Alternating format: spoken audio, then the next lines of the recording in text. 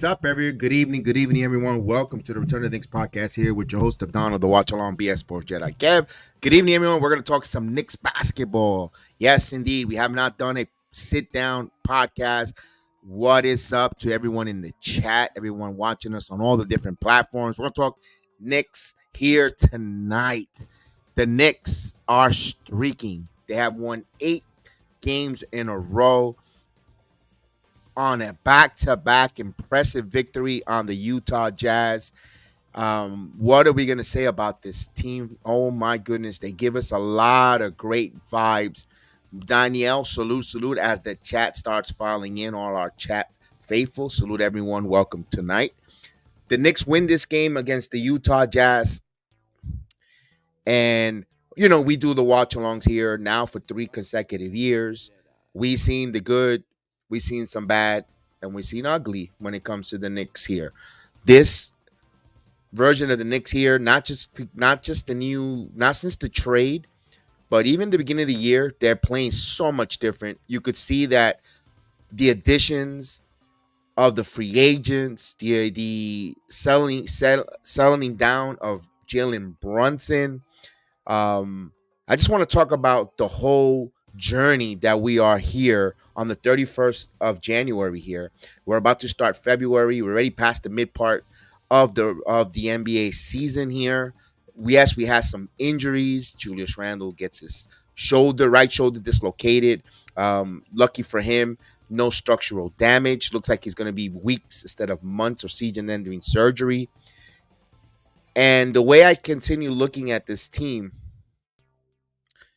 and of course watching the Knicks from the 90s and the mid 80s, as far as my basketball recollection goes, that I could remember fully with details, looking around 90, 87, 85, the time I with Patino, when the Knicks clinched the playoff. I remember seeing, Patino coming out, hug Mark Jackson, of course the Stu Jackson teams of falling short and so forth. So I'm not here to put up my battle scars of how I am a Knicks fandom.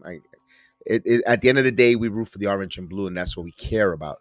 But looking at that, and even watching the 94 team, or 90, actually the 92, 93 team was a little more, personally, I think, one more fundamentally stronger or better team than the 94 team that went to the NBA Finals, believe it or not. This team is extremely fun. They do everything fundamentally sound correctly. Finally, we could say we have our franchise point guard in Jalen Brunson, who's turning out to be a mega star. As I see the way the Knicks is constructed, I mentioned it yesterday on the watch along. I got to give kudos to the front office bringing the right players around and building around Brunson. It's shown mightily that they're building around Brunson, and it then, of course, doesn't mean that Randle doesn't fit their program. Randle, of course, is a secondary Robin to a Batman, you could say here. And to see how the team continues to strive, what is the one thing that you consider a superstar? Someone, and they said that about Michael Jordan. I'm not putting nowhere near Brunson in that category. So let me give you that disclaimer right away. But with Jordan, he made his teammates around him better. When it came to Isaiah Thomas, what did he do? He made his teammates around him better. You had the Joe Dumars, you had the Rick Mahorn, you had the Dennis Rodman, the so forth and so forth. On those great Piston teams, led by the point guard, bringing the best out of everyone. Here, I see the same thing with Jalen Brunson. He's helped bring out the best, and I could say even better. I think Randle's playing better than the one we're here season. There was a lot of 3-point opportunities for Randle that he was bank shining in. Yes, he was phenomenal there because we didn't have high expectation. We had no expectation coming into that we're here season with Randle, and he just far and above played above the means and the defense. This year, now with this current roster, this current Knicks team that we're watching night in, night out, they're playing even better than we hear team, because it's not just Julius Randle and a collective of merrymen. This is a collective effort with players. You've got DiVincenzo scoring 30. He shot 9. He hit 9 3-pointers, over 30 points. You also had Brunson on a streak with 30-point plus. You Quentin Grimes gave you some goodness. Precious Achiuwa, where everyone, I remember when the trade happened for RJ Barrett, everybody was criticizing and getting irate and bothered. Oh, Precious is just a throw in, a filler. And I remember doing that video on my instant reaction when RJ and quickly got traded for Malachi, Precious, and OG Anunoby. And I gave you my reason why I love that they added Precious Achiuwa in that trade because of the high energy, high tempo, and also he could defend. And he is a NBA ready power forward who could slide at center, and Tom Thibodeau could use and unlock there. And I gave you the reasons why. I always told you why I always like those kind of players under Tom Thibodeau's system. And I'll rehash it again, not to go too long on it either. When you see guys thrive, especially rim protection, rebounding, and moving the basketball, those are the characteristics that Chua could do along with Hartenstein. It isn't a coincidence that these centers thrive on the Tom Thibodeau system. We saw it with Joakim Noah. You've seen it with Nolan's Noel. You've seen when Mitchell Robinson got himself a second contract as a second round pick. You know, Harkenstein looking to get into now a mega contract, having a career year here on his final year of before hitting free agency or re-upping. And you've seen him playing well. I see that in that system. Precious Achua coming a little bit of his own. I think the first 5 games of getting acclimated, getting into a Knicks system, playing for your pretty much your hometown team. Yes, he was born in Nigeria, but he grew up and went to school and got educated and became a New Yorker. He's a Bronx native. Coming home, you knew that he wanted to put on a good performance. And I give those 5 games there as little nerves, little doing too much, but then he finally, the game settled down for him. And now you're starting to see the Knicks reaping the benefit of a Precious Achua. Yes, opportunity, injuries opens up opportunities. Next man up, and Achua is taking that ball and going with it. I'm not saying he's going to be an all-star. I'm not going to say he's going to be all NBA, but I'm saying that Precious Achua is going to be a very servable piece in this team. And what that means is now we have even more depth in the postseason. Yes, we know that Tom Thibodeau, when he gets to the postseason, we're going to have probably a 7-man rotation. But when you have playing an 82 game schedule, you're going to need all 15 a part of your roster. And of course, and kudos to Reggie Bullock, who said the big 15. And it's true. We're seeing that up and down. Even the last man on the bench, Taj Gibson, who just signed back on a 10-day contract. Very important for this franchise, for this team. He just, even if he's just a body, even if he comes in for 2 minutes in a game or even a minute, but being part of the practices, helping out in the practice, being kind of on the floor in practice, coach with the young guys, and you see that.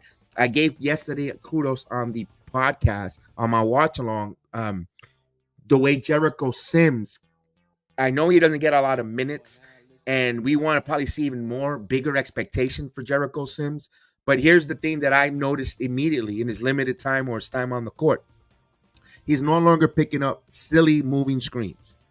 He's not picking up those goofy fouls. Similar, and remember how we had that with Mitchell Robinson. Remember Mitchell Robinson, his first 2 years in the league, couldn't stay on the court, picking up too many fouls. You saw the raw talent in Mitchell Robinson, and we're like, man, that guy looks amazing. If you just can stay out of foul trouble, get acclimated. Listen, some guys are a little bit of a late bloomer. There's a reason why Sims, Mitchell are second rounders. There was a lot of raw talent. And last night I saw a composed um, player that's going to probably be on this Knicks team for more in the years to come here. I wouldn't probably be surprised if they extend Jericho Sims in the offseason and keep him around because I see now a growth in him. Not getting over the top fouls, not forcing the officials to call those silly fouls, and you have to get relegated to the bench.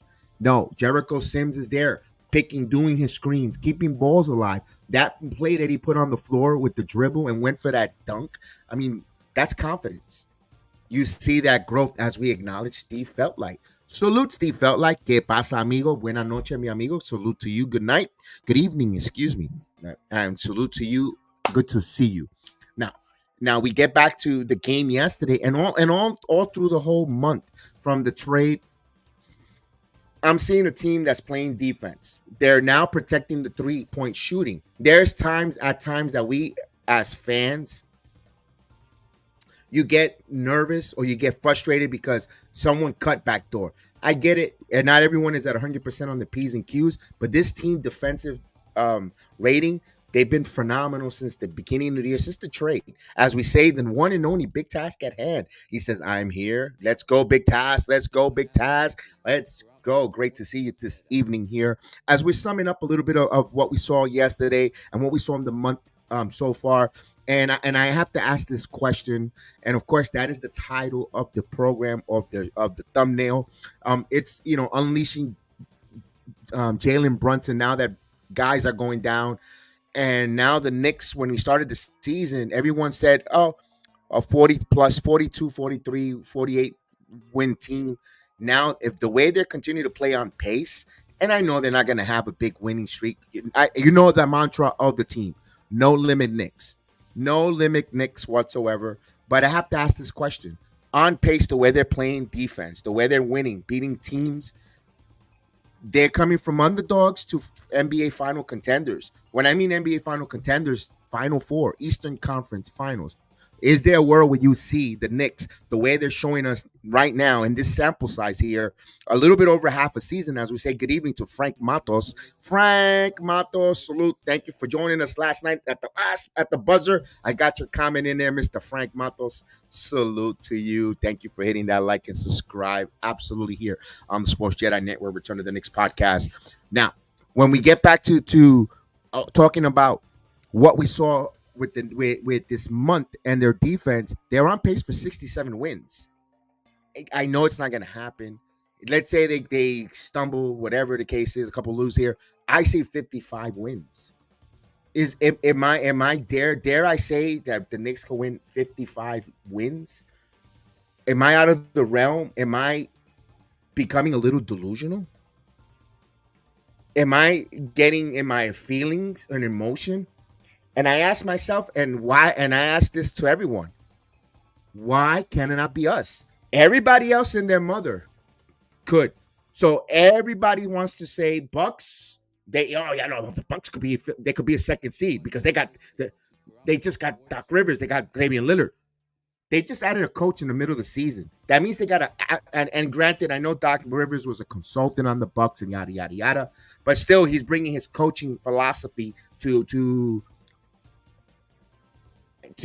translate to a bunch of players, and they're professionals, but still at the end of the day, you're not going to have his full imprint. There's going to be loss in translation in their verbiage from head coach to players. And I know you got one of the best players in the NBA in Giannis Antetokounmpo, and Damian Lillard, top 10 player in the NBA as well. And he has talent, sometimes wins, but the other integral parts. What you see with the Knicks here, and I compare it and I say, why can it not be us? Because I ask that because this team has been together, mostly the nucleus. Only Donte DiVincenzo is one of the new guys on here. Of course, Precious, OG Anunoby just came on the trade, but they're learning each other. And while they're learning, they're winning. And they're collectively feel prideful in playing defense. And again, it goes, yes.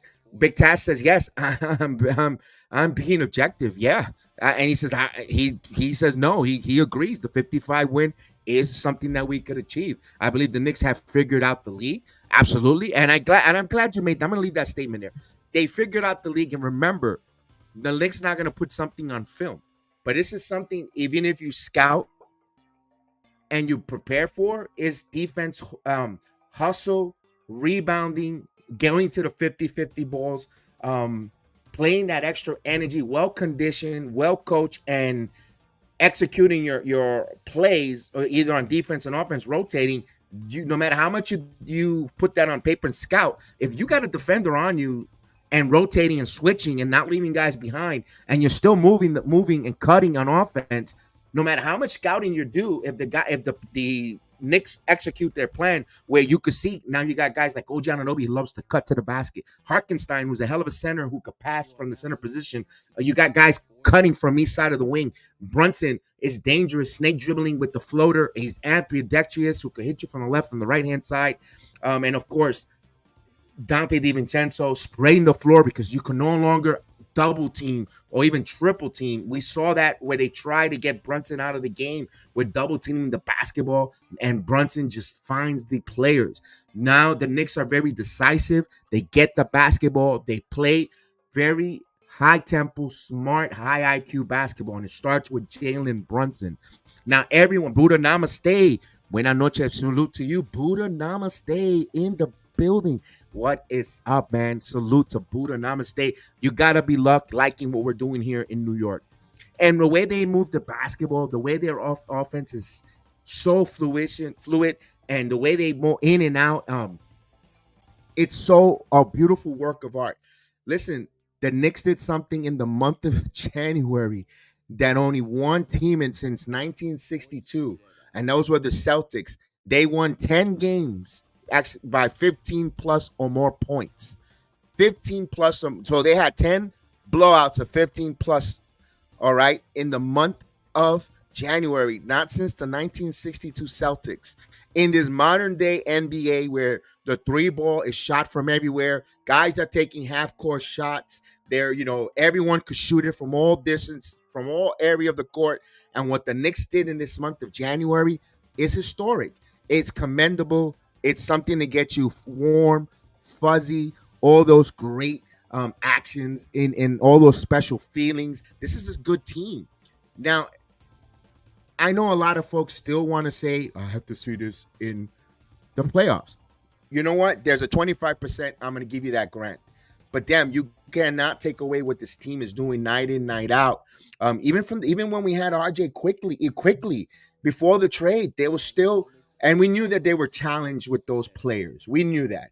We knew, and we wanted we how much we craved, at least from my part, at least from our channel part, how much we crave and desire RJ Barrett to play half of what OG Anunoby gives us on defense. We wanted RJ to be that guy. We wanted RJ to be moving the basketball, also be a defensive monster. If you had some rough time shooting the basketball, and we knew that coming out of Duke, you wasn't going to be a great sharp shooter, but we wanted you to play that ferocious and at that Jimmy Butler, OG Anunoby crossover type of defense there, two-way player. That's what we wanted for RJ. Did it? Of course, he's doing phenomenal work in Toronto. I think that's a good fit for him. And Emmanuel quickly as well. We're missing his offense, but you know what? I'm pleasantly surprised, and I want to transition this to Deuce McBride. I mean, Deuce McBride, I've given him a lot of tough times, or like, this guy just doesn't really get it. Feels like he backs down. He's put the work in. I mean, Deuce McBride, Miles McBride off the bench, very good player. I mean, he's going to give you, if he doesn't shoot the ball well, that defensive effort, that tenacity defense. The one thing that hurts him, and this is probably why he was a second round pick. And again, it's not his fault. It's what God gave us, was the size. He's not just if he had Evan Fournier's size, height, my goodness, this guy would be one of a starting shooting guard, a starting point guard in this league, on a good team. I don't know if he'll be NBA All-Star. I'm not gonna go that crazy, but I think he'll be a defensive juggernaut if he just had that size, and he's still gonna be a defensive juggernaut. You could see that just the size hampers him from guarding the bigger guards in the league, and really, but he's there hand checking, just blanketing over the screens, doing a good job. And sometimes we get frustrated because we want to see guys play on our team. Case in point, Jacob Toppin, killing it in the G League. So did McBride.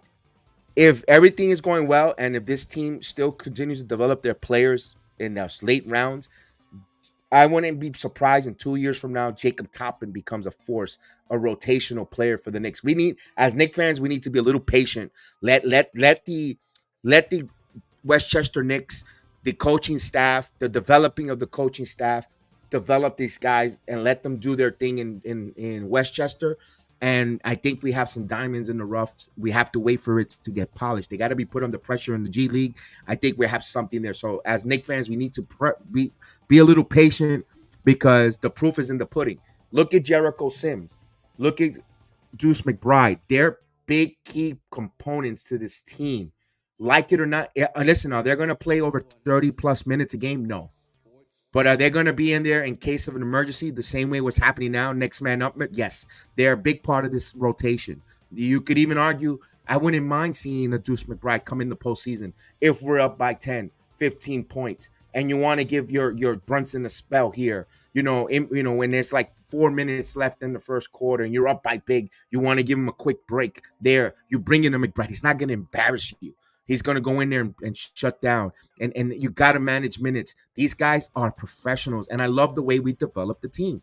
And again, we have to go back to Tom Thibodeau. We have a lot of disagreements with him, and we get upset. Like, listen, I personally am going to be honest with you, and I was with Joe Kirby, who said it on 4 minutes to go, up by 19. Be honest with you, Brunson got hit in the face. I was like, oh, well, so we don't need a concussion. And I hate to say it. I don't want to wish any injuries.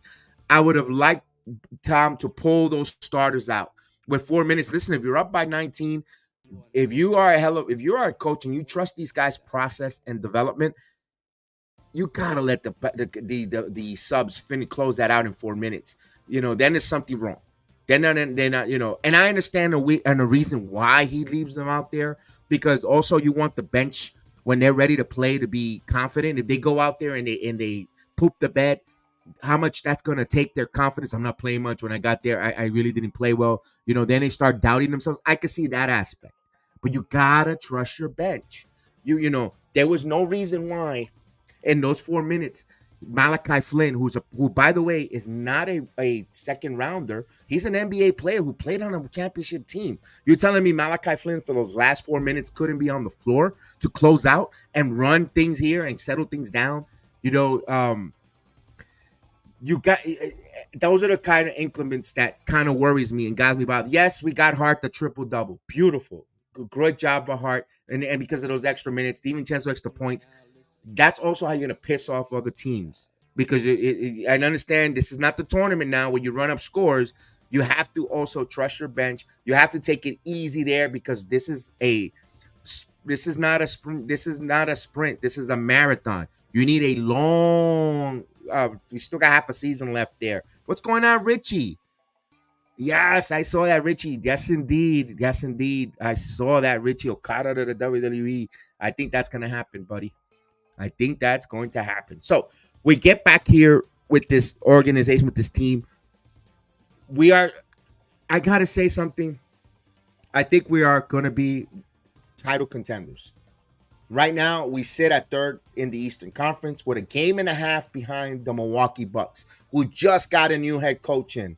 Yes, Doc Rivers is a hella coach, and we know that Giannis Antetokounmpo, I mentioned it, all that team, that championship pedigree there, but they have a new philosophy, a new voice. Sometimes the new voice helps. Sometimes they say, you know what, our time has passed. Listen, there's people that will argue that the Bucks got a little lucky. They got a toenail. They were a toenail clipping of really not winning that NBA title. Let's face it. And Boston is the only real team that we see in the East that, damn, especially the way the Knicks. Well, we haven't seen them, this new version of the Knicks play the Celtics. But when you have two wings out there, 3-and-D wings between Brown and Tatum, and we have beat them before with that. I thought Porzingis brings them an element, but they have a little bit of an injury with Porzingis. Of course, we have our injury. Everyone has injuries. It's the depth on the team. Interesting there. I want to say, other than that I could see, yes, title contenders, and not speaking from a homer. Yeah, they you got to, when you beat the defending champions, and I don't want to hear the narrative that they were on the final days of their 12-game road trip, yada yada yada. But when you beat them almost by 40 points, you just didn't beat them, you destroyed them. That says a lot of a team. The Knicks did everything fundamentally well, and then last night with Utah coming, and they were the one. Utah was in Brooklyn. They stood in the same hotel. They played a back-to-back, but as soon as they went from the Barclays, they went to their hotel. They didn't have to travel much. They were right in, right out. The Knicks had to fly home overnight, get into New York in the wee hours of the morning, then get to Madison Square Garden, we got like 6 hours of sleep possibly at best. They came out and they destroyed Utah. The Knicks are doing these back-to-back games. Listen, just think about this. Let me blow your mind here. The two games that we lost in January, we were 2 rebounds away from winning those. That Orlando game, if we get that rebound, or and we get that, and that Brunson makes that, we're talking about at home court, at home at the Garden, we probably win that game. The Dallas game, Hart had that rebound in his hands, knocked out. Dallas wins. Those we lost those by the skin of our teeth. Just think about the month of January the Knicks would have had if those just at the execution of those. Because other than that, the Knicks really didn't have anything where they were dicey that we're like, oh my God, they barely squeaked. They really won these games when it went out and took it. Just think about it, Matt. Just think about where they would have been 16-0 right now. Yeah, 16-0 in the month of January from that trade. They were just 2 rebounds away from going there. And you're still going to tell me this team isn't a title contender?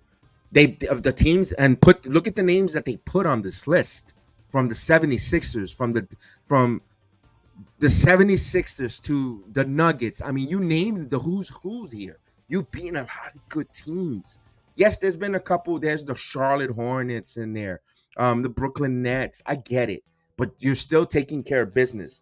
A team that's not playing down to they're not playing down to their competition. They're rising above it.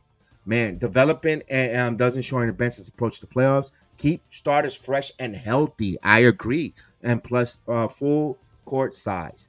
It goes, Denver was playing their best in the game. Jokic had 30.11 rebounds in a blowout. No excuses. I agree with you on that.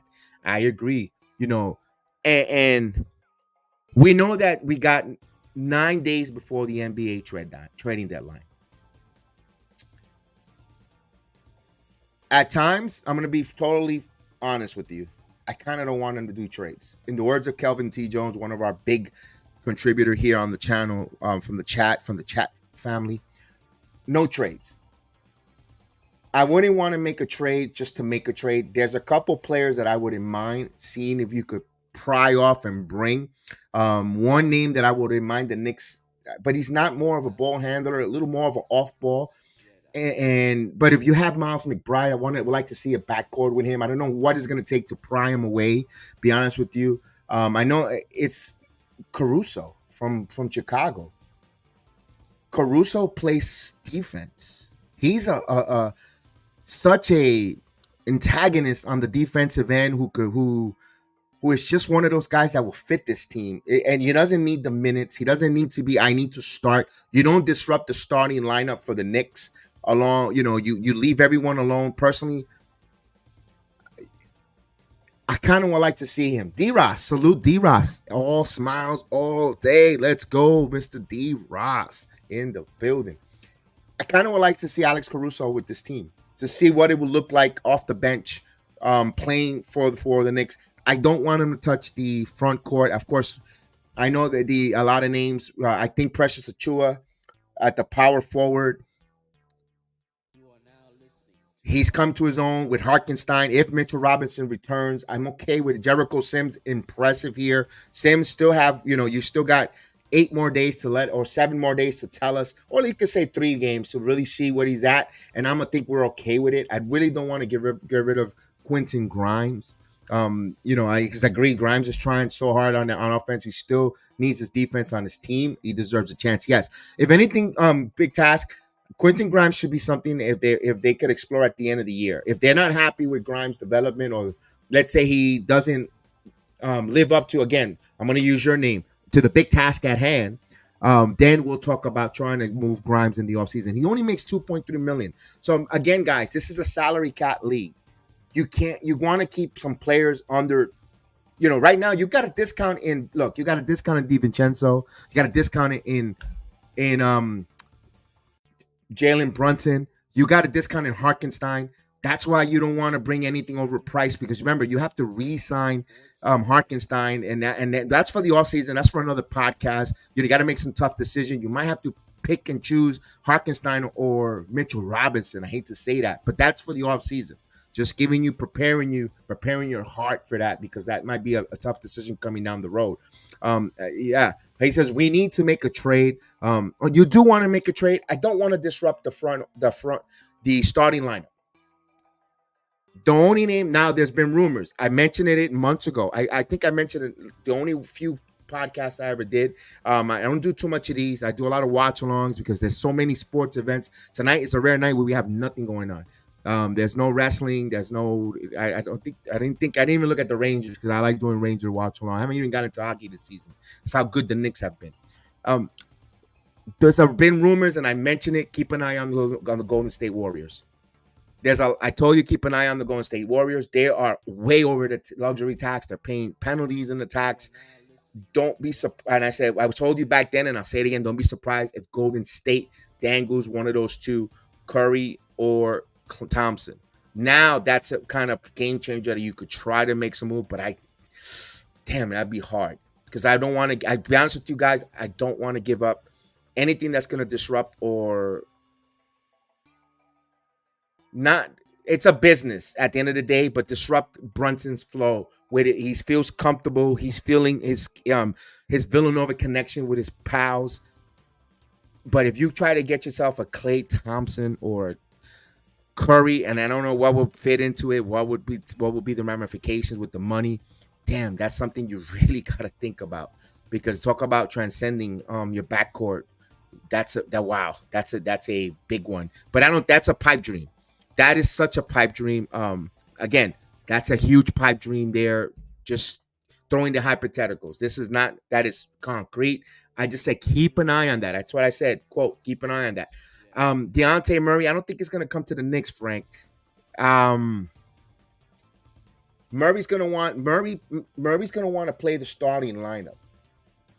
Murray, and again, Frank, if Devontae Murray wants to play the second unit, you could bring there. Let me ask you this: the way they're playing, do you want to disrupt the starting lineup with DiVincenzo and put him in the back?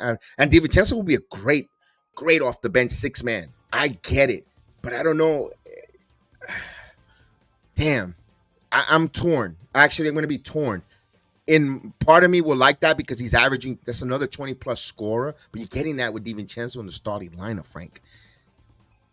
And I don't know if it's because he's playing in Atlanta, not feeling motivated, whatever the case is, not playing up to his defensive metric that he was playing with in the San Antonio Spurs. That one's wow, that's crazy. I kind of do and don't. I used to be on that campaign, but Monte has shot him off this team. All right. And Frank says Curry is a wet dream. Hey, it was all a dream. Grimes will be a Knick for a long time. Let's hope. We need another playmaker. Yes, we do. No, Frank, you're correct. We desperately need a playmaker on this team. That's why he's not a guy that's going to take the basketball. But I think McBride and Caruso backcourt off the bench. That's what I like. Also, Brogdon. Now, Brogdon, what worries me is his health. Brogdon, he's going to slide into the quickly row, scoring off the bench. He's an instant offense. If the Knicks are struggling at least a little lackluster in the front court, he's gonna come in. But his health wise, I would hate to make a move for him and then he's not there. That would be a killer. Another name that I wouldn't mind getting, and I haven't heard anyone mention him. I don't even know if the Grizzlies will entertain that move. Marcus Smart. I haven't seen him. I don't know if he's entertained. He's tradable or not. With the Grizzlies, Smart, put him on this Knicks team with that defense. Although you could say that's another Miles McBride, but if you could put them both in the back court. Of course, he relish the part to be a six man going against his own Celtics team. That chip on his shoulder. He knows he could be a defensive dog out there, and he isn't afraid of shooting the three ball. Yes, I think he'll drive us crazy. I think he's another version of Josh Hart shooting the three, but I don't know. I'm just throwing the name out there. I think we just need a guy back from injury. Another star, OG. OG is a star in terms of impact. Yes, OG, what he does on the court is an impactful player. He's not going to get you the sexy stats, but he's going to get the job done. You know what? I'm very pleasantly surprised what we see from OG Anunoby. Believe it or not, I was expecting him to be good, but I didn't know he was. Watching him night in night out, he's one of those very good players that are, if you don't see him, he could go very unappreciative. And yeah, he's what a difference maker. Donte has made the Knicks go in a different direction. Yes, it is. Donte DiVincenzo, yes, that's a great statement, Big Task. Because Donte DiVincenzo's playing and shooting the ball has made the Knicks look away and not use that and take on that $28 million salary where they have to even make tougher decisions. I like that for Donte. Good for him to step up. Big Task says, "Nah, we don't need Smart." Hey, you know what? Some guys are not like I don't like you don't like Smart. I do not like Colin Sexton, and kudos for the team picking up Brunson when Colin Sexton decides to chirp and talk nonsense. And the Knicks remembered they what they did last night. They cashed in that receipt. Remember the Knicks went out to Utah. Sexton had a hell of a strong game, and he went nuts and bananas. And then he probably said something like, "I'm going to eat your guys' lunch, you bunch of frauds." And the team responded for Brunson, DiVincenzo, Hart. I like that. That showed teamwork. I love that there. That was a big turning point in the game yesterday to my thought. McBride and Grimes are nice, but not playmakers. You're right. They're not. You need a playmaker. I agree with you, Frank. I agree. You need playmakers. Frank. I agree with you. Right now, there's you know what we need, Jedi? Uh-oh. What is that? Getting pieces, I'm good, but we need to fleece teams for someone. Mr. Brandon Schultz, he is here. Salute, Sexton. Yeah. I was very irate with Sexton yesterday. I actually said a swear word about him yesterday. Brandon, salute. Yes, I'm doing well. Thank you for asking. Hope you're doing well. A couple of days. Well, we got under 40 days. Well, no, less than that. 30 days before pitchers and catchers report, and we're going to get some first spring training games. Here we go. Bowles Highland from the Clippers. We're cooking. Bowles Highland. I gotta find out if he's unhappy with the Clippers, because the Clippers want to go for some stuff there. What are they looking for here? Will they take picks for Bowles Holland? What are we moving out there? That's a name. You know what? That's a name that will be nice on this team. Don't know what we need to get him here. We need help. Now, if the Knicks don't make a trade, there's gonna be buyout candidates. Look for some and buyout candidates. Here's the only thing with the caveat when it comes to the buyout. They're either 30-year-old, they're over 30-year-old players, and if you have to rely on them on a lot of minutes, then you're in trouble in the postseason. Seriously. Names that could be bought out, Kyle Lowry. And I know Lowry did not shooting in favor with the Miami Heat. If he gets bought out by Charlotte, interesting name. Although I think everyone's saying he'll go to the 76ers to play with Joel Embiid. But if the Knicks are in a higher seed position, which it looks like going to be because Embiid looked like he's got hurt his knee again and he might be out for some time. And the 76ers could be reeling as well, or going through their injury bug. And if the Knicks continue to play and continue to be so passionate and continue to take care of business, you can see the Knicks going into the All-Star break around the third, even the fourth seed. I think Lowry might get bought out. Alex Burks, there's been talks that the Detroit Pistons will buy him out, and you could bring Burks in here. That's your guy. Let me ask Frank Montas, would you like to bring Alex Burks? I would say in a buyout, yes. To go and trade, they don't have a $10 million player to match kind of that salary with Burks. And Burks, I believe, is an expiring contract. You're gonna get you're gonna pick on an expiring contract. It's the money for Fournier won't work unless you do like a 3-team where you're gonna send Fournier this way, players that way, and so forth. That could absorb Fournier's contract to send the Detroit Pistons something in return. That's gonna have to be a 3-team team that needs to felicitate to move those pieces there. This is a soft era in NBA, which means Knicks got to take advantage. So you could say Thibodeau is stubborn to a fault, but this team isn't soft. Gonna like the Knicks showing up every night. They come out every night because the coach demands that. This is the coach that if you don't play hard and you don't practice hard, you're not gonna get playing time. You're not gonna get on the court. And he's softened up a little bit. Other than yesterday, 4 minutes, but he's been different. He's been coaching different. Um, this season. His rotations, his substitution patterns are changed slightly. There's times now where we see Brunson with it go out in the first quarter. Usually he will keep the point guard in the whole first quarter, and then he won't sub until like 2 minutes, 3 minutes in the third quarter. You're seeing that little difference now. The 5 minute mark, 6 minute mark, halfway through the third quarter, he'll make some subs. Before Toppin would always get hot in the second quarter. Then halfway through the second quarter, Randle will come in. We won't see Toppin back until like 2 minutes in the third, 2 minute left in the third quarter, and then Toppin will play. His substitution pattern with his team is changed. Watch. This is one of the perks of watching the watch alongs and do the games night in, night out. You see those little quirks, those little changes that even if you're not, you pay attention to those type of things because it becomes routine.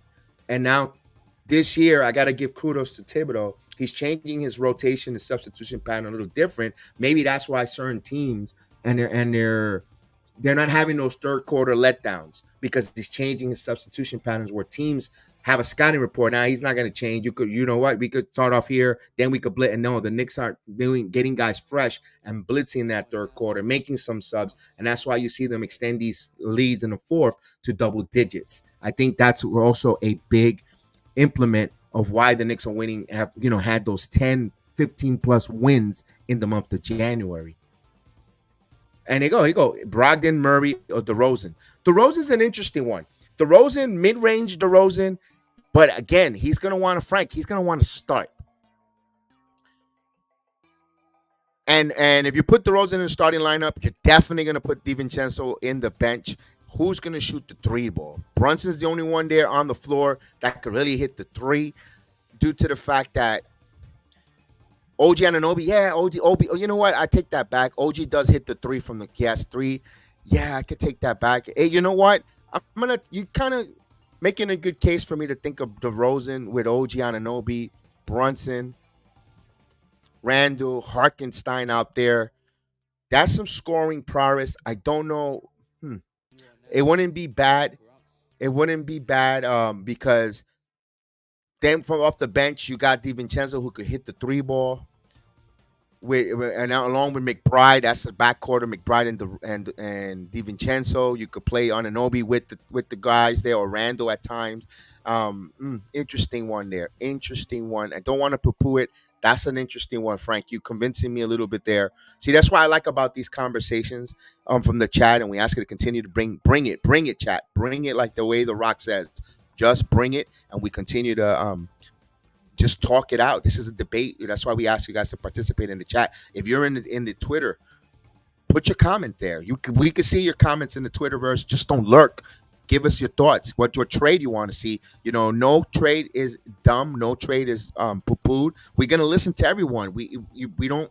We all not gonna agree or like every proposed trade out there, but we're gonna listen to it and see the different point of views and the advantage of it. So don't be shy. If you're in the Facebook group as well, write it in the chat. We can see it. We'll acknowledge it in the Instagram live. We can't see it, acknowledge it, but we could read it.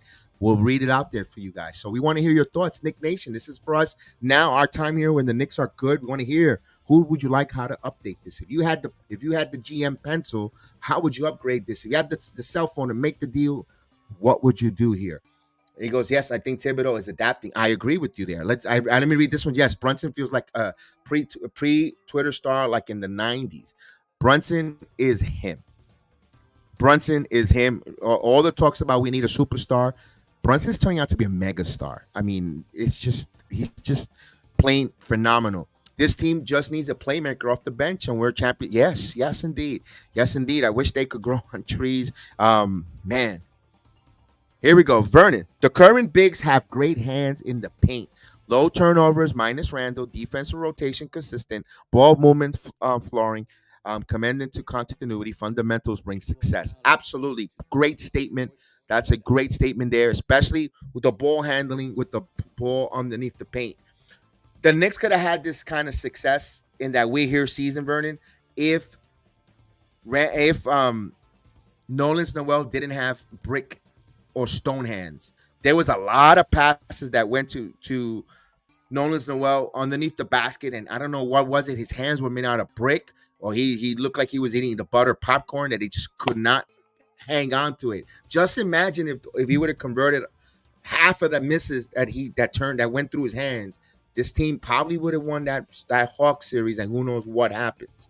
Again, I mean, that good one there. And of course, these guys are finishing. Achua, Sims, Harkenstein. They all finishing, and I could even trust Chop Gibson in 10 minutes to go out there with the ball underneath the paint to finish around the basket at his age. He got, like you said, it's fundamental brings success. When you do the fundamental things, that's what they've been doing since they've been playing basketball, organized basketball since probably 8 years old. Those things are second to none, like breathing. And the fundamentals, if you continue to do the right fundamentals, you should be in good position there. Big Tass says, who would make us contenders right now? I'll give you a hint. The player is very, very near and far at the same time. Yeah, as much as I would love to get, and I'm gonna say his name, Mikal Bridges. Brooklyn and New York are not gonna make the deal with each other. I think Brooklyn wants to kind of say they're not rebuilding, but rebuilding secretly because they don't know that building will be a ghost town. That building barely gets a lot of people in there. They don't want to say they're tearing it down completely because they want to. I'm pretty sure they don't want to. They don't probably. They're probably not.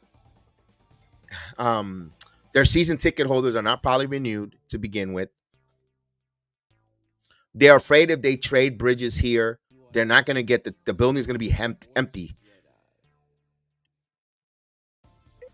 I don't know if I don't think this is gonna have to happen. Like if Bridges gets traded to another team, then a year later the Knicks eventually get him. That's the only way I see Mikal Bridges getting onto the Knicks. He's got to go elsewhere for a quick stop, or then eventually getting to New York. That's the way I see Bridges. He's gonna have to build a bridge to another team, back over, no pun intended, back to the Knicks. The only way I could see him getting there. Um, yeah, I would like to see what this will look like there. Absolutely. Another name out there. Oh, yes, Mitchell Robinson as well with the hands. I agree there. Yes. They intend to build around Mikal Bridges. Why not? Beyond Vernon, why not? The kid is Mikal Bridges playing him, seeing him play because he doesn't scream point power forward immediately. But man, when I see him play, the fundamentals on him, very, very, very, very good on him. Julius is coming. Julius Randle is coming. Mr. G Ram. All right, what's up? Salute, salute. And to answer your question, don't think we can. Wait, well, don't think we anyone else. Cause once we get Randle, Mitch is back, and we will be a complete team. And if it ain't broken, leave it alone. We're coming fast. Listen, I'm all right with that too. Like I don't want to do a trade to disrupt the front. Again, I mentioned it before. I'm gonna say it again. Wouldn't want to make a trade to disrupt the starting lineup. If you want to add bench pieces, like there's $28 million in Evan Fournier contract that you could move and bring in a guy like a Brogdon. The names we've been mentioning earlier, Caruso. And they know they're gonna know their role, and they're gonna come in as bench pieces, and they're gonna come in with that second unit. I really don't want to disrupt the second unit. Boy, I would love to get someone who's a sharpshooter, but of course we need playmakers. And Frank Montos is correct. We need playmakers. We need a playmaker out there. We need a playmaker out there. And man, I could see Bridges at all our playoff games supporting his Nova brothers. Yeah, I could see that too, D. Ross. I could see that, and I could see where Brooklyn might be a little annoyed, where that might be where the rip could start, where they might want to move him. Say, you know what? Yeah, yeah. Julius is coming back before All Star break. No, I think he's coming after. But I think personally, it wouldn't surprise me. Although if he's still got a little soreness, I would hold him still if the Knicks continue to win. I think that first game off the All Star break against 76ers, I could see Julius Randle coming back. That's just Julius. I could just see him say, "I'm ready. I'm going to go in there." Personally, I wouldn't mind to see him come back. Get to take this whole month of February off. The Knicks is going to have a short schedule this month. I think they play only a total of 12 games the whole month of February. I would sit him the whole month. Bring him back in March. Let him come in like a bat out of hell. to close out the third quarter, or you could say the third quarter of the season, where he's gonna have fresh legs going into the playoffs, playing well, getting and just getting stronger, and first round, go in there and take care of business. Personally, that's what I would like in a perfect world. But we'll see. Julius is Julius. We'll see. Julius is a guy who's just comes to work no matter what, good, bad, or indifference. He's those type of guys they'll have flu, they'll have a COVID, they'll be sick and they'll go to work. Our regular guys that go to work with all type of illnesses and don't miss a day of work. That's Randle. Randle, if he could go without doing any structural damage, he'd probably be on the court trying to play. That's the type of guy he is. As much as we roast him and as much he drives us bananas, guys, that's Julius Randle. That's what Randle is. He's the kind of guy that says, I'm here. I'm going to be here. I'm not going to miss any time. And I got to commend him for that, wanting to be there. And Vernon thinks March. He thinks March. Jose Melo. Salute, Jose Melo. Salute to you. Knicks are winning a lot and beating the top tier teams in blowouts. Yes, I could say that without being worried. They are legit. Right, indeed. And I know you just got in here. I mentioned it again for those that heard us before. The Knicks have won 15 games. 10 games over 15 plus and more. So they won 10 out of those 14 games. They won 10 of them, beating teams for 15 plus points. That's a hell of a team. That's a mark of a great team. Now, I don't care who it is. And you know what? What makes me sad, and I'm going to say this other part here to take a little bit. It's sad that New York sports radio is not talking about the Knicks. Neither Michael K and ESPN did a little bit there. They did more. They did more talking to the Knicks than the whole WFAN. And WFAN it's the flagship station of New York sports. And I like to listen to them. And I give my support. They don't talk nothing about the Knicks. And it's sad because it's New York sports media, New York sports radio. Nothing, no peep. Just a midday guy. We'll talk about the Knicks a little bit. Evan Roberts in the afternoon. But he more takes jabs at the Knicks, saying we're not an NBA title contender. We're not going to play. We're not good.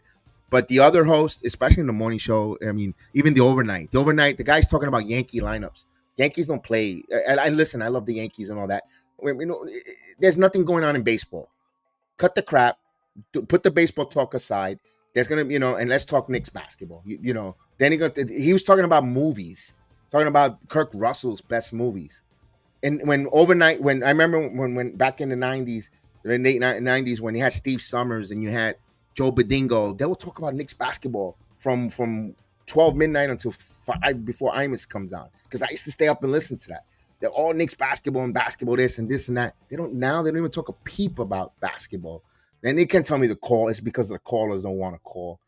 They just don't. They just got guys who don't know the game of basketball. It's sad. They need to hire. The only guy is on Saturdays. And that's the only guy that could talk about basketball there. And EJ Manuel, who does the Knick podcast for Odyssey. Other than that, they don't talk Knick basketball on the New York Sports Radio. It's sad. That's a little bit of a side note. I like Randle. I never talked against Randle. I just had to share. I get on him. I'm going to be honest with you. I was a Randle detractor. Not not my cup of coffee there, but I appreciate what he does for the team. He is our second star. Without him, none of this would be possible. We wouldn't be here right now seeing how excited the team is without him coming to the Knicks here. Yes, some could say a consolation prizes, but sometimes the best second guess or the second pivot is the best option. We didn't get LeBron. Fine. We didn't get Kevin Durant. We know what happened. We ended up with Randle. Look where we at. Sometimes the scenic route is the more enjoyable route than going the quick express route, because you don't appreciate the journey, the scenic. With Randle, yes, it's the scenic route. And you know what? If it wasn't for the scenic route, I wouldn't be talking to all you guys, period. So there is a good thing coming out here with Randle. I met all you guys are like family to me. So this is what can I say about Randle? Defense under 100 points allowed since the OG trade. Yes, indeed. Their defensive metric, I believe they're third in the NBA in defense.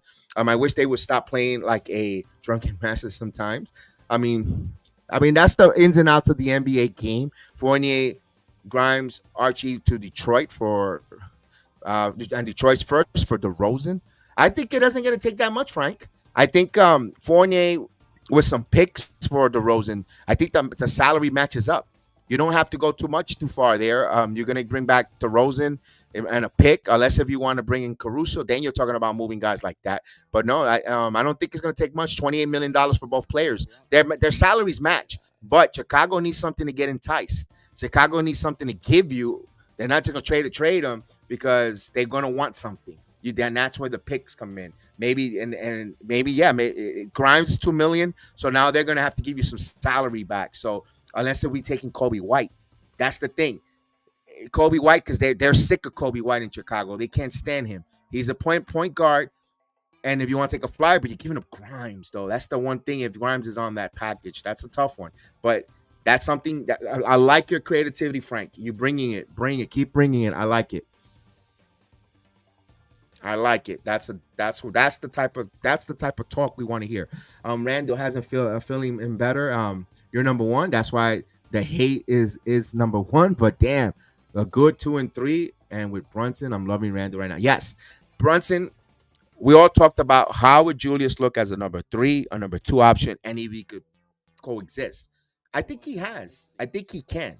I think Randall showed us he could be a number 2, number 1. But for Julius Randall, and I hate to say it, I hope he's healthy. If he goes into the postseason after coming back from this injury and he's still putting his numbers, he's gonna have a big full season.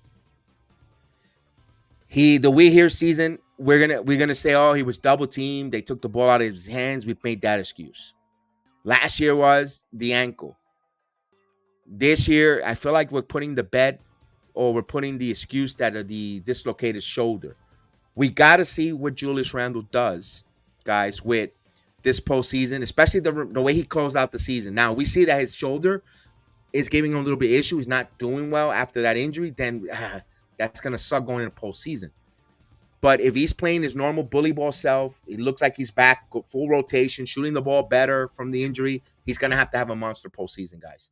He's going to have a monster postseason. If not, then you got to think about in the offseason, he's not long-term built because he's a regular season guy that's going to shrink in the postseason. I hate to say that because, again, I don't want to talk, but you don't like Randall. No.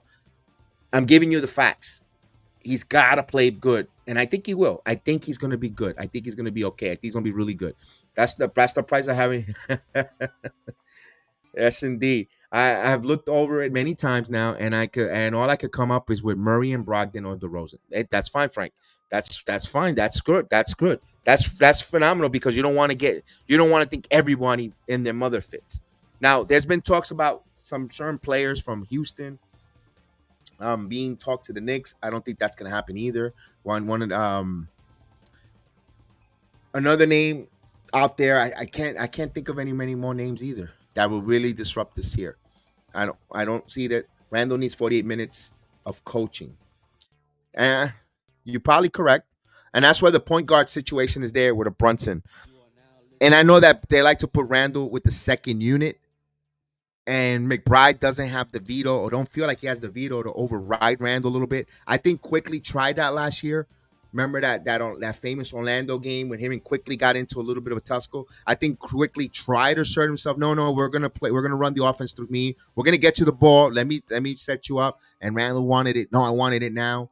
I think that's a learning lesson for both teams, for both players. I know Quickly's no longer here, and I don't think that led to the reason why they wanted to keep Quickly. But I think the point guard needs to assert himself. If you got a point guard who dominates with the ball and knows how to get and translate it on the court, setting everyone up, I think Randall knows how to play because it's shown with Brunson. Brunson proved it, and Randall's like, oh, I'll play it running around you. Yes, I think I think Randall needs another point guard who's an alpha. If you have a point guard who's a beta with Randall tends to be the alpha on the court. And I think that's what I think we're seeing there in that second unit with McBride. That's why I got a little bit around McBride. McBride has to assert himself as an alpha on the second unit. Yes, Randall, you're with me here. You're going to be my number one option. You're going to be my assassin, but I'm the alpha running the offense here. And then I'll get you to where you're going to eat. And I think that's where Deuce McBride's growth or whoever comes in as a point guard backup needs to work with Randle if you're going to run on the second unit. Big Task says, please, no DeRozan. Hey, a lot of people have that mixed reaction with DeRozan. DeRozan's scored mid-range. He's missed the mid-range. He's not going to hit your three ball. He'll hit it occasionally. He's not going to hit you the three ball, but he's going to get you. He's going to get you 21 points. Big Task.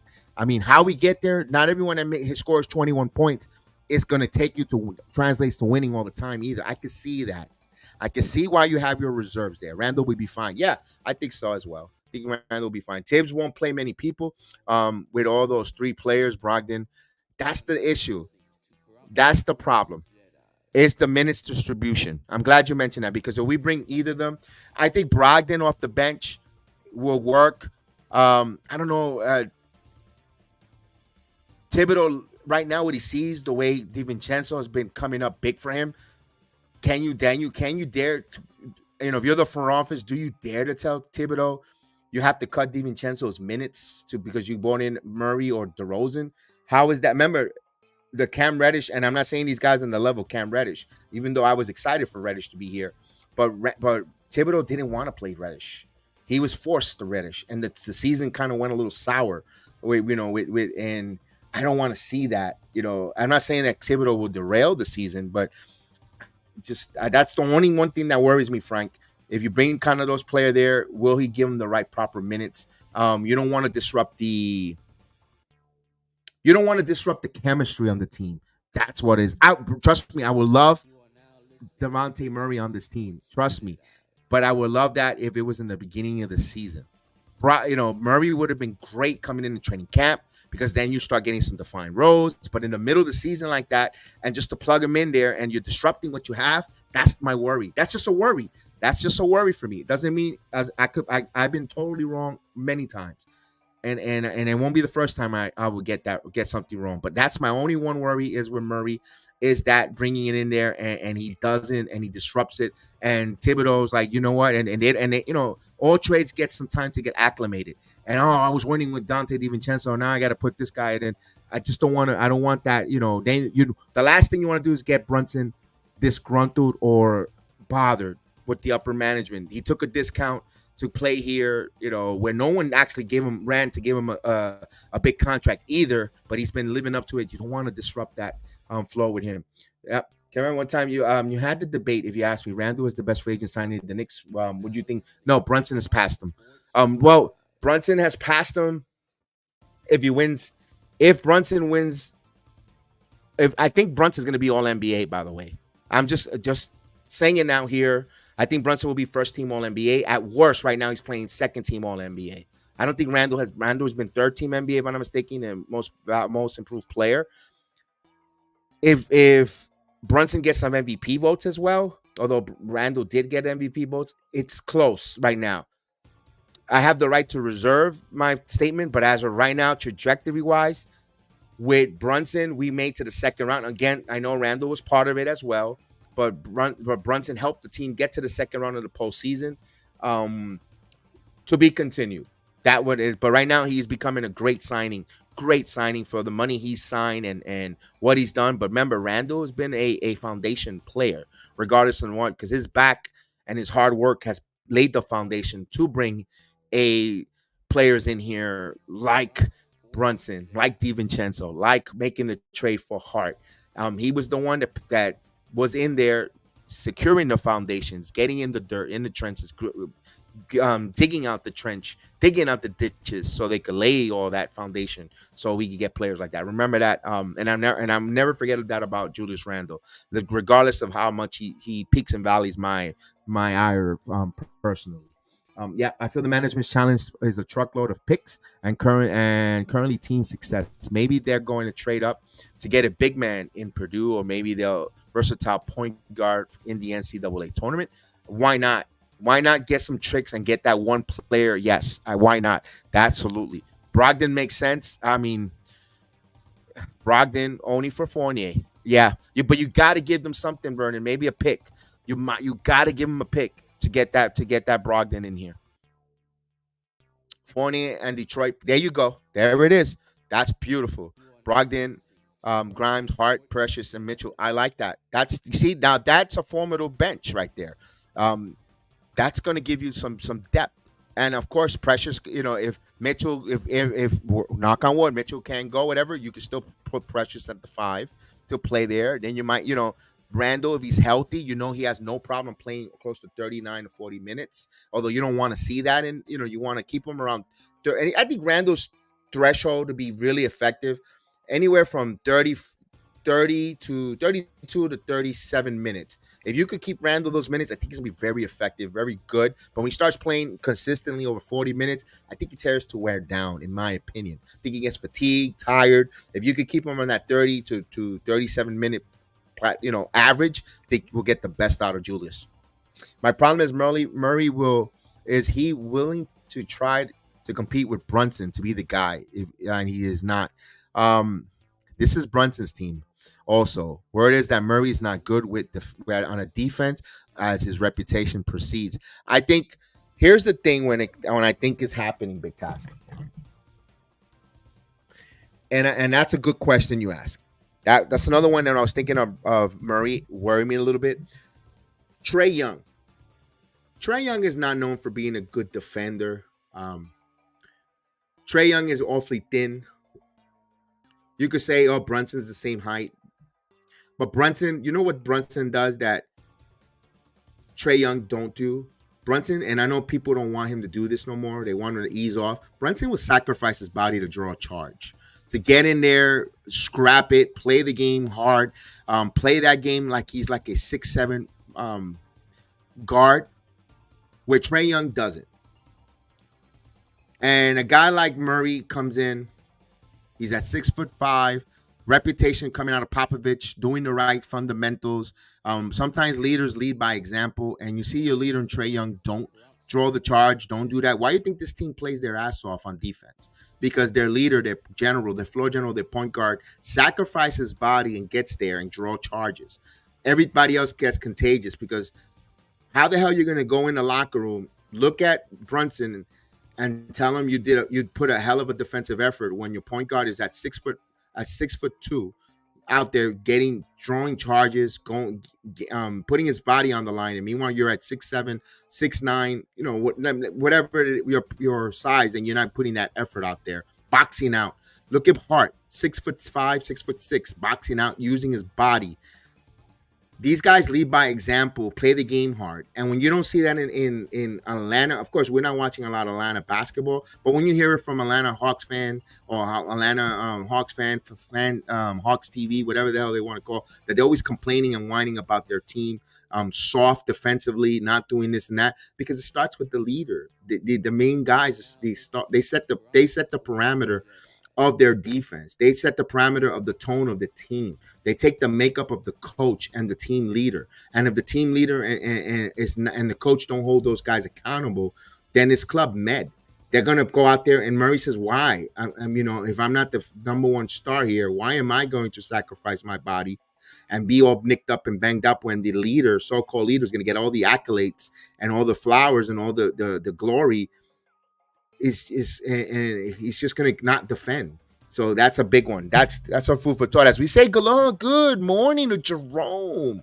Jerome is out in the Philippines. That's why I say good morning to him. It is 9:09 in the Philippines. I always love to say that to him. Salute, and we're gonna see you Saturday, right? As our Knicks host your Lakers, who will come to Madison Square Garden. Jerome has been a number one day one guy on this channel with me there ever since I did the channel with the Yankee baseball. Jerome has been one of the first 2 subscribers on the channel, and he's always been with me from day one. It's always love to shout that out and make sure I always acknowledge him. A proud papa too. Look at that. Salute, Jerome. All right, so I'm gonna got about another 10 minutes, and we'll call it a night for a moment. Yeah, so you guys have been phenomenal. You guys been telling me all these different trade scenarios, all this different situation. Let me ask you this. If we do get 55 plus wins, right now the way they're playing, they're projected for 67. I say 55 wins, personally, double nickel. Coach Thibodeau, coach of the year, yes or no? I think yes. He's got to have consideration. He's going to have major consideration of coach of the year.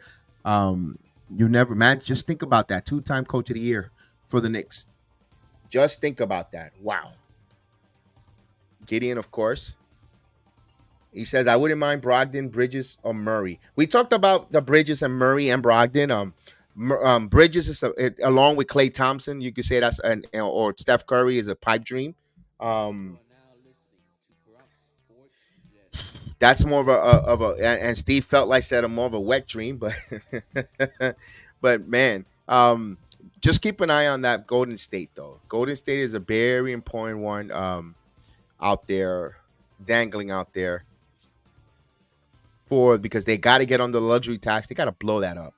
That Golden State team is not playing well. They need to move guys. That'll be interesting, but I say no. I give it to Chris Finch or Mark. Okay.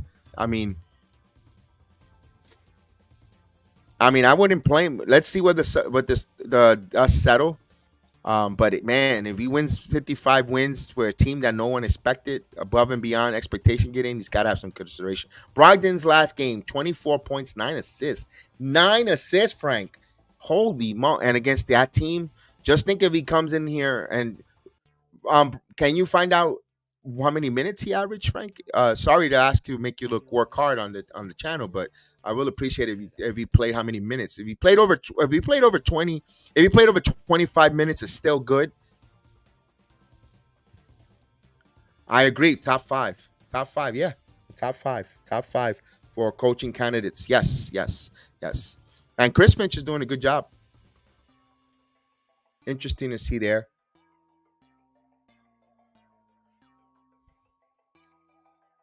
As we wait, I'm gonna see how many I want to see how many minutes Brogdon. You know what? Let me see if I can put that up on my phone while we do a little talking here. Yeah, that's a big one. 24 points, 9 assists. Wow. That Brogdon is not about the talent; it's about his health. That's the one thing that scares me about Martin Brogdon is his damn health. If he could just stay healthy.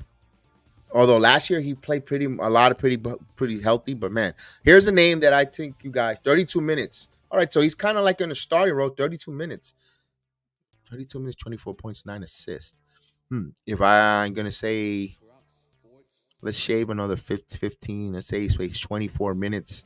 In that 24 minutes, in 24 minutes, let's say he gives the Knicks 24 minutes, 5 assists, 17 points. I think not anyone, not that's pretty much Romano Quickly's numbers.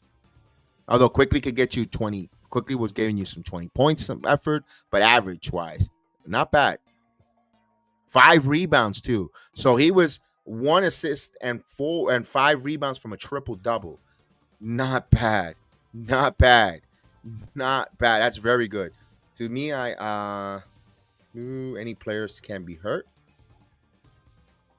A name that gives you 13 points a game. Another former Villanova Wildcat is Sadiq Bey. Keep an eye out for Sadiq Bey. Keep an eye out for Sadiq Bey out there. I don't know if he's available. I know he for Atlanta, but Sadiq Bey, who could shoot the three ball, averaging 13 points, I believe. Let me get Sadiq Bey's numbers.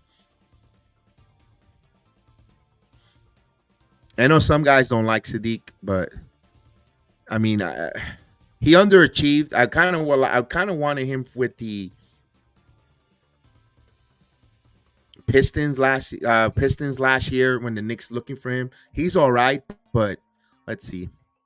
He's averaging 13.2 points a game, 6.5 rebounds, and 1.5 assists. He's averaging 35 minutes per game. Brogdon is 42% from 3-point. Wow. 42% from 3-point land. Another 3-point shooter. Wow. Russ tore his ACL in 13 and never missed a game before that. Gideon says I wouldn't mind Bay. Brunson plays impact winning. Yes. Yes, that's why I asked the question and I asked the chat one more time before we leave again. The Knicks are now contenders, and of course, why can it not be us? Why not? I ask you guys, why not? I know the national media wants to say the Knicks are okay, but they don't believe it. They're always want to keep the negativity on the Knicks because they want to see this. They think, anything could happen where anything negative could happen on this team. I don't see it where the Knicks are going to be negatively impacted. Yes, only one thing: if Brunson gets injured, that's going to be a tough task. If the Brunson gets injured, but why? Let's not even put that out there. Why not us? Why not us? I think this team. Let me ask this here. I think the Knicks could beat the Bucks. I think the Knicks could beat the Bucks. I think the Knicks could beat the Bucks. I think the Knicks could beat the Miami Heat, but they cannot lose to if they take on in the second round. They cannot do what they did. The Melo lose to the Indiana Pacers in the second round because I say this once and I'll say it again. Even though that 54-win team only did it 1 year, but I think that team was going to give the Miami Heatles a run for their money. I don't know if they would have won the series, but that would have been a hell of a Eastern Conference Finals with that team against the Miami Heat. That team wanted the Miami Heat so bad. They kind of overlooked or underlooked the Indiana Pacers, and the Indiana Pacers winning game one in that playoff series. The Knicks couldn't kind of rebound, couldn't get there, and that block by Hibbert derailed that. But I personally think that Knicks team was going to go 7 with the Miami Heatles, and I don't know who would have won that, but I think that team wanted them badly. We cannot this year have that hiccup in the postseason. We got a long time before the postseason. We still got 40 plus games. We still got a lot of time, but we cannot lose to the Indiana Pacers or those type of teams below us in the postseason, get knocked off. We got to take care of business. Right now, I think if the Knicks play the 76ers, even with Joel Embiid with his issues, I think we're a little better. I think defensively, this team is doing something that the league isn't doing, playing defense, and I like it. I think we could beat them. The Boston Celtics, I gotta see how and we're playing them soon, but we're gonna play them without Julius Randle. But I want to see what this team does against the Celtics team. Yeah, Charleston Chandler said that. Yeah, Bragdon. Let me read this. Bragdon makes more sense. Playmaker, shooting, play defense. Only problem is injuries. Yeah, Frank. That's the only problem with him. But you know what? If he doesn't have to play a lot of minutes, Frank, we should be okay. And also, that's a good learning tree, a learning experience next to for Deuce McBride. He might learn something work going up against him in practice, running practice. That'd be something great there. Sometimes some of these guys, when you bring them in, when their good tendencies tend to rub off well on certain players. Championship is ours for the taking. The East, believe it or not, the East is pretty. It all depends on matchup favors and who we got and certain injuries. We could. Raptors traded an injury-prone Achua. Right, that's who you meant. Achua, and Kawhi. Lakers traded an injured AD and one. And Anthony Davis is also injured too. He came back here. I wonder if he's going to play Saturday. The East is open. The East is open. I don't see where the Knicks could stumble unless they play under their competition. I know everybody likes the Indiana Pacers with Siakam Piakam, Halliburton and company. That's the one team that kind of doesn't worry me, but they're concerning. Miami Heat is still the Miami Heat. There's been reports that the Miami Heat might blow this up because they're reeling a little bit. And some reason, somehow, Jimmy Butler's name come up to the Knicks. I don't believe that. I don't think Pat Riley will ever send a caliber type of player, Jimmy Butler, to New York. I don't. That's just blasphemy. Here we go. Did you hear the news on Twitter earlier? Rockets were willing to trade all the Nets first round pick for the Harden trade to Brooklyn for Mikal. Nets said no. They're crazy. Mikal's wow. I wonder. Sean Marks, I don't know. You know what? And we mentioned it earlier. We were saying that the Nets don't want that building to be empty. They might not have their season tickets sold out for next year. They're afraid of having that empty building, so they want to build around Mikal Bridges, which is crazy because they have no picks this year to build up against. They got that one player they can market along with Cam Thomas and Johnson and all those players. I don't know. I really don't know what the Nets are doing. Especially like you said, he's a free agent in 2 years from now. I'm gonna say this: that the Raptors took a risk on the injury-prone Kawhi and stay healthy and won the title. That's some risk and reward. High risk, you know, the low risk, high reward, or vice versa. And they're nothing, nothing to the Knicks. Miami ain't doing that. No, of course not, Frank. We know that. Riley's nowhere in hell gonna trade Jimmy Butler to the Knicks. He'll probably send him to the 76ers, but he will never send him to the Knicks. No way in hell. No way. Jimmy will come back with a vengeance against that organization. Jimmy's good short term.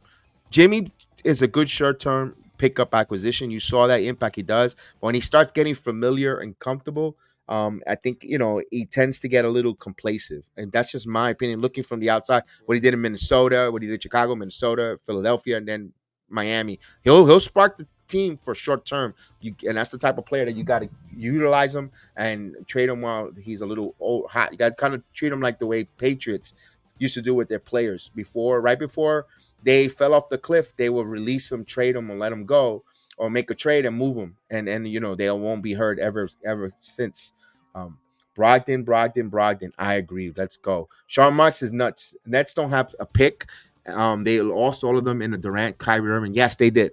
And he's a free agent in 2 years. He won't lead them. He won't even lead the Nets into the playoffs. They need to trade him and rebuild. Listen, we will love him on the Knicks. We will love him on the Knicks. We would want him on here, but I don't know if Sean Marks wants to do that. I think his ownership in Brooklyn, they just spent all these billions of dollars. Look, the Barclays Center has lost a lot of its luster. When is the last time we heard they had and the way boxing has been dying? Boxing was getting, and this is a little bit off topic, but boxing was getting a jump start, getting hot again, especially when you had Deontay Wilder, the American heavyweights. You had, Ryan Garcia. You had a lot of good fights at the Barclay, and they were getting momentum. Brooklyn then made those trades. Barclays Center with the concerts. They had the Islanders for a while, and let's face it, it's fizzling out. Barclays Center doesn't have any luster. It's not like I have to go there. WWE didn't even go there this year. I don't believe they didn't. They did one event for wrestling there. They're not even. The WWE don't do their big shows either. So Brooklyn needs revenue in that building. They gotta keep something relevant there. That's why I don't think he's gonna make that move. It's tough. Let's go. He go. Nets don't even think. No, they didn't even get to the Eastern Final with Kyrie Durant and Harden. No, that's sad. They were a toenail clipping away of beating the Bucks. I said it earlier in the program. I said if Kevin Durant doesn't have his foot on his toe on the line, I think the Bucks will never win the world. Won the world title. Personally, that's just me. I think Brooklyn would have probably won that series, and I don't know if they would have went to the NBA Finals, but I don't think the Bucks would have won the NBA title. How on earth will they win with Mikel, and it's the only best player? Yeah, I mean it's there. They gotta make that hard decision. That's a tough one. Remember, so many years the Knicks were delusional with certain players in the past. Do they have to make the move? Do they make a deal? Remember when one of the hardest things that we hate to say, us Knicks fans, they should have let Chicago sign Carmelo Anthony, and they should have started rebuilding back then, and just break it down. Oh, when Melo was a free agent, I'm glad that he came back in a selfish way because I kind of wanted to see Melo finish. Although he didn't finish the whole career with the Knicks, but still, I didn't kind of want to see him go to the Bulls out of all team. But business wise, it would have made sense for him to go to Chicago. Selfish wise, it didn't happen. Brooklyn is doing what the Knicks used to do. Yeah, Knicks would always trade away picks for bad players, and they never properly build. Plus bad ownership, GM. It took long to be good again. Yeah, that's exactly. And I'm glad. And I didn't finish reading your comment when I told you about our Carmelo Anthony situation back then. You see my point on that one. So we're lockstep on that. Do you think the Nets would have been the Hawks or the Suns? And I don't know. That's the big what if. That's the what if. I think, but I tell you what, I think they beat the Bucks in that series. The Bucks would have not went. The Bucks would have not went to that series. Maybe totally different things would have happened, guys. Maybe Chris Paul as an NBA champion. That's the big what if. Just like the way Marvel series says what if. I mean, an alternate reality world of strings of reality Brooklyn might have won the world title, and then the landscape of New York with the younger generation might have been different. Who knows? I mean, that's the big what if. I don't see the point the Knicks keeping Mikel there. He's going to walk into his yeah. Um, here's the one thing though: they could offer him more money, and nothing motivates an NBA player making him that extra money, making that extra max money if he's going to continue to play well and he's going to be able to get paid the most. Now, could you see a signing trade for him? Absolutely. He could be signing traded, but he could be signing traded elsewhere. What's going on, cousin Carlos? Salute to you. What's going on? Thank you so much, Primo. My love to you and the family out there. Thank you, thank you, thank you. But how do you feel about the Knicks? Are you excited? Yo, am I excited? I'm ecstatic. I'm ecstatic. That's why we do the watch alongs. We have, look at this, it's been an hour and 25 minutes. We're going to go another 5 more minutes and then we'll call it a night because we got to get up and pay the bills. Would you still be in the Knicks in 2 years when he hits free agency? So you would take advantage of us. Should we have a cap space then? Brunson, Hart, DiVincenzo will still be there by then. Brunson's gonna get extended, man. Brunson, when he comes up, he's gonna make almost $300 million if he wins an MVP this year and continues to play well. I don't know what the cap. Remember, the cap is going up, so I don't know. Also, both Brunson plus DiVincenzo and Hart took a good friendly deal. Hart opt in, so I believe he's coming up for a contract extension. So that's going to be tough one. Brooklyn is dead after Kyrie. No players going there. You might be right. You might be right. Brogdon shoots 40 from the corner. Oh, look at those numbers. Talk to me, Frank Montos. Talk to me, Frank Montos. Of course. Indeed. And if Mikel comes to New York in free agents 2 years, they will have to give up picks in a trade for him. Same with Donovan Mitchell. Signing trade. They could do a signing trade where they could offer him a lot, all the money he was gonna get with the Brooklyn Nets, and go to the Knicks. And the Knicks, if they have salary or they could absorb it, they could bring on a Mikel Bridges. But that's 2 years from now. A lot of things can happen. A lot of things can happen. I mean, anything could happen here. Anything could happen. Knicks electrifying the crowd. Indeed, they are the most electrifying team in the NBA, exciting team in the NBA here going forward. And if they continue to win and continue to close the All-Star to the All-Star break, they're going to get talked on the national media when the All-Star telecast. Wouldn't be surprised. Saturday night on ABC, they're going to be front and center. But of course, they're going to give more shine to the Lakers like always. But that's okay. I'd rather be on the free under the radar. Well, Fournier is gone this year. They have to say Fournier might get traded. Vernon says OG entering free agency. OG Anunoby has an option. He could opt in this year, similar to what Josh Hart did, and then you could extend him. I think that's the route he's going to do, Vernon. I think you're going to have 6 months of OG Anunoby with the Knicks. I think he likes it here. I think so far it's only been a month. Things could change. If everything is on trajectory where they play well, continue to play the way they're playing,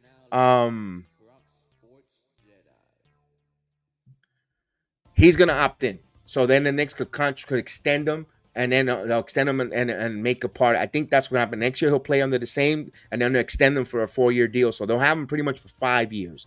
That's just me. I believe he does. He has an option, so I think he'll opt in the way Hart did, and so they could have flexibility, especially if the Knicks come so close or they do win and they want to continue to build.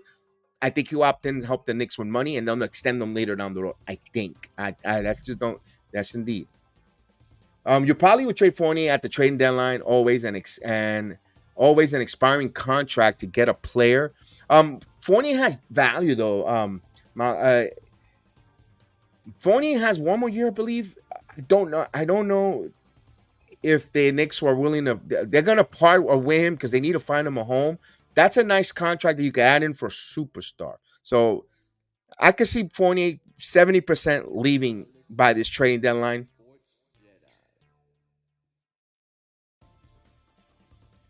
Big ties, I could imagine. Good thing I've been around through teams rebuilding. Same with the Rangers, Knicks, and the Giants. Yes, I mean the Rangers are right now. They're reaping of all that. Remember, they rebuilt a few years ago. The New York Rangers. Now they're one of the best teams in the East. Although they got to play better.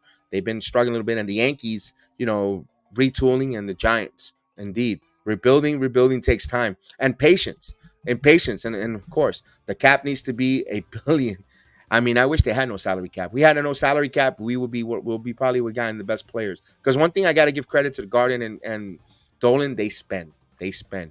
If you rebuild away, but the Knicks did it wrongs for so long, trading one of the best players in Melo, trading for Washington veterans. Yeah, you know what hurt them there?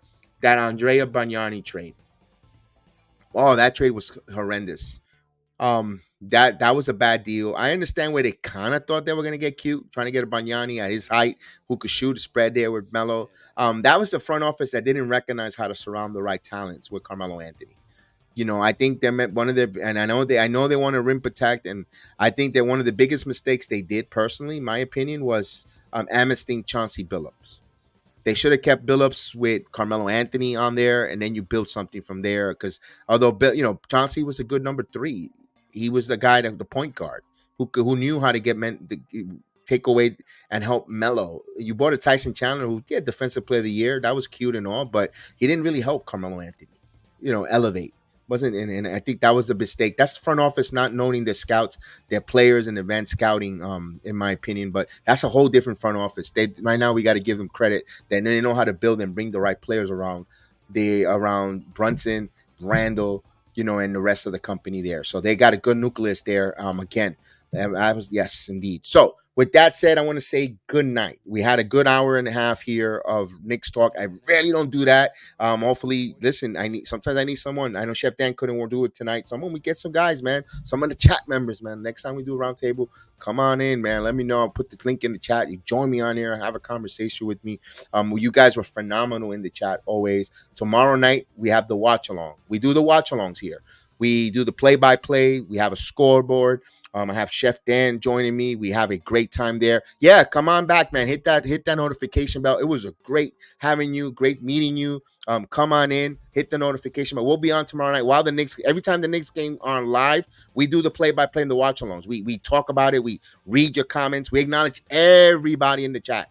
Everyone gets acknowledged. Everybody gets, as long as you don't curse, you're not offensive. You get acknowledged. You don't get ignored. You get acknowledged, and we definitely would love to see you to return, of course. Thank you for the sub, and thank you for joining us on this round table. I think we're going to go 55 wins. And again, what a fun time to watch the Knicks. And you guys even make it more ecstatic. Of course, absolutely. You guys makes it more ecstatic. Of course, like everyone says, this is a channel that is like a family. And welcome to the family. Yes, indeed. Big task at hand. The mayor of the channel, always welcoming everyone. We appreciate it. Vernon, thank you so much. Thank you, everyone in the chat. Again, you did phenomenal job. You guys are awesome. You always rock. Thank you for backing me up on this. I thought I was going to have like one or two people on the comments, and you guys were phenomenal. Really, really enjoyed it, guys. Have a blessed night.